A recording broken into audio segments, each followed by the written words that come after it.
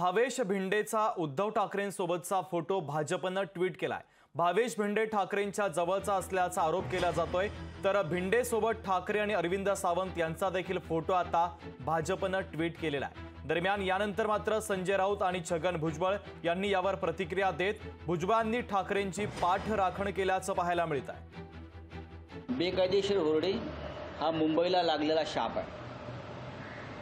गेल्या 2.5-3 वर्षापासून मुंबईमध्ये कोणाचंही राज्य नाही, ना शिवसेनेचं अन्य कोणाचं। भारतीय जनता पक्ष, शिंदे गट हे प्रशासनाच्या माध्यमातून राज्य करत आहे। त्याच्यामुळे कालच्या अपघाताला आणि मृत्यूला हेच जबाबदार।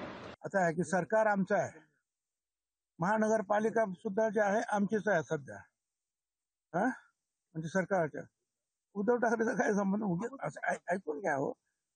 आणि अशा अनेक लोक जे असतात, हे जे व्यापारी असतात धंदेवाईक, ते नेहमी आमच्याकडे सुद्धा येतात, पुष्पगुच्छ घेऊन, काहीतरी मिठाई घेऊन फोटो काढतात।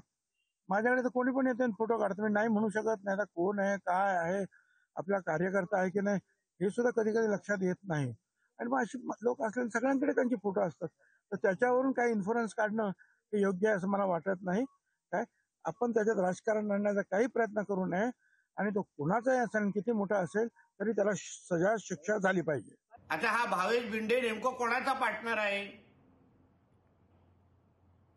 संजय राजाराम राऊतचा भाऊ सुनील राऊत आणि भावेश भिंडेचे काय संबंध आहेत? या भावेश भिंडेला सुनील राऊत मातोश्रीकडे जाऊन उद्धव ठाकरे बरोबर फोटो काढला होता का? ह्याचेही उत्तर थोडा संजय राजाराम राऊतनी आपलं थोबाड उघडून आम्हाला द्यावं। ज्यांच्यामुळे निरपराध मुंबईकरांना काल जीव गमवायला लागला, ती वेळेत होर्डिंग काढली असती तर आज ते।